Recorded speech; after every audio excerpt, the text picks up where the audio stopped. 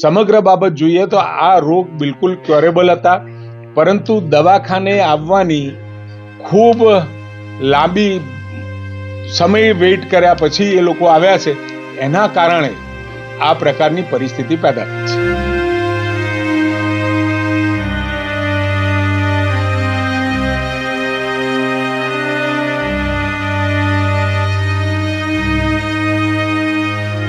એવું નથી, તાવ આવવાની શરૂઆત થયા પછી જો શરૂઆતના તબક્કે જો ટ્રીટમેન્ટ આપવામાં આવે તો એની અંદર કોઈ પણ પ્રકારની મુશ્કેલી પડતી નથી. એ દર્દી એ સારવારના અંતે સાજું થતું હોય, પરંતુ એ દવાખાને આવે એ વખતે 5-6 દિવસ થઈ ગયા હોય તો પછી એ ઝડપથી એના હાર્ટ ઉપર અસર થતી હોય છે, મસલ્સ ઉપર અસર થતી હોય છે.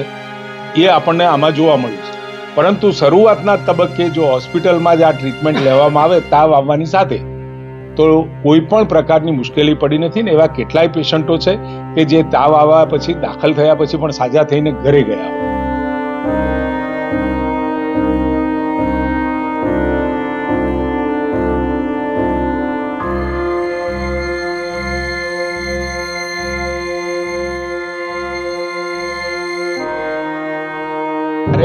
આ મૃત્યુ થયા એ વખતે જ્યારે આ ધ્યાનમાં આવ્યું, 3જી તારીખે પહેલું મૃત્યુ થયું, 4થી તારીખે ધ્યાનમાં આવ્યું અને 5મી તારીખે આ વહીવટી તંત્ર તરત જ એ એક્શનમાં આવ્યું છે.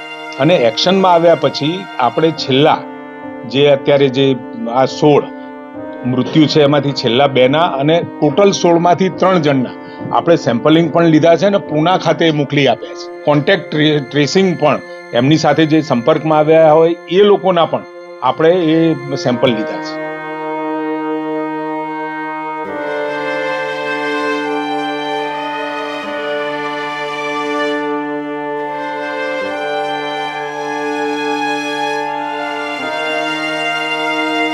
ઓલ ઓફ સડન આ 3જી તારીખથી 10મી તારીખ સુધીમાં જે 11 મૃત્યુઓ અને જે 5 બીજા કારણોસર જે મૃત્યુઓ થયા એ પ્રકારની પરિસ્થિતિ નથી. અને RT-PCR લેબની અંદર પર્ટિક્યુલરલી કોવિડ માટે જે તે વખત આપણે સ્થાપિત હતી, અને આમાં પણ આ બધા દર્દીઓમાં કોવિડ નથી, કોવિડ નેગેટિવ છે, પોઝિટિવ નથી. એ તો આપણે અહીંયા પણ આપણે ટેસ્ટ કરીને નક્કી કર્યું છે, પરંતુ વિશેષ એનો આ પરીક્ષણ માટે આપણે ત્યાં મૂક્યું છે.